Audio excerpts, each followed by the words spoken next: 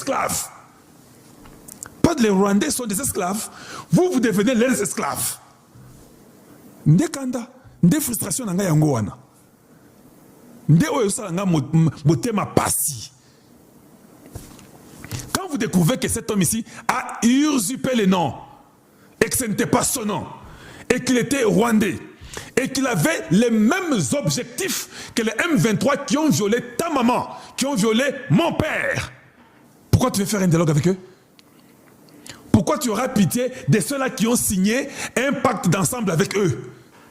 Pourquoi tu vas comprendre la Senko qui soutient cette cause-là, de celui qui a violé votre maman ou votre papa? Oh, oui, tous les Congolais. Non, non, tous les Congolais. Ça veut dire quoi, tous les Congolais? Ça veut dire quoi pour toi? Donc, il y a une catégorie de Congolais. Bango ba ko boma biso. Voilà. Bango ba bomi biso. Baké ba sali ba groupe ba terroriste. Et puis après, ils nous imposent que tous les Bango, vous les appelez Congolais. Non, non, c'est faux. Ils ne sont pas Congolais. Ils sont nos ennemis. Il faut mettre ces gens-là hors état de nuire. C'est ça la réalité. Donc, quand je viens, je fais les émissions.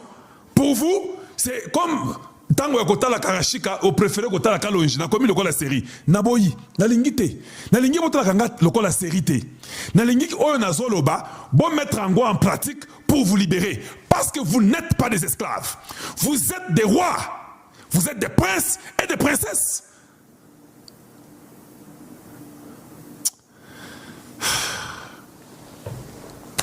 Et voilà comment, parce que si vous voulez écouter pour avoir pitié d'un certain Jean-Jacques Mamba, quel message vous donnez à d'autres Congolais? Ah, Kalonjo peut au Kotaraguna, ça peut Moussala, et puis tu peux supporter tous ces Rwandais là, on te paye là-bas, tu manges, après demain, bon vous savez, il est aussi seulement Congolais. Non, il n'est pas notre frère.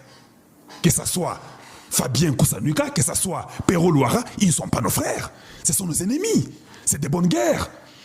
Là où vous les avez, faites tout pour les mettre hors état de nuire parce qu'ils se sont rebellés contre un pouvoir légitime. C'est simple, non? Comment vos cerveaux sont formatés? Les années, non, comprendre. Boss la bato Kanda, boss la bato Mawate. Ceux qui m'ont abomi maman na yo sala tout peur bomaye.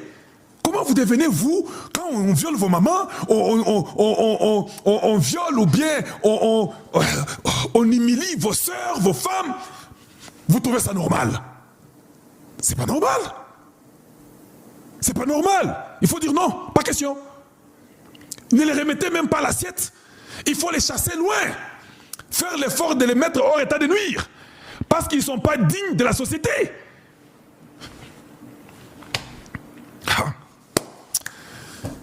Abonnez-vous chez Kalonji.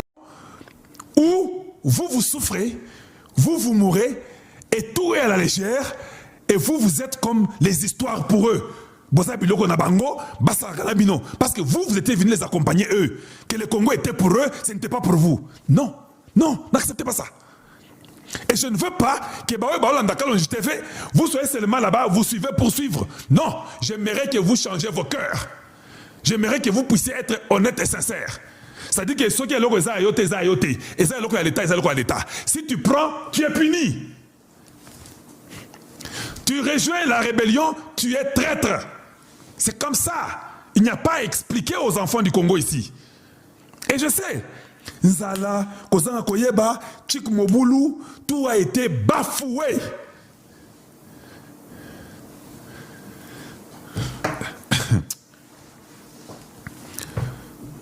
Je voulais quand même reconnaître quelque chose. J'ai remarqué que beaucoup de ceux qui suivent Kalonji TV, je vais catégoriser les gens. Je vais prendre seulement une seule catégorie.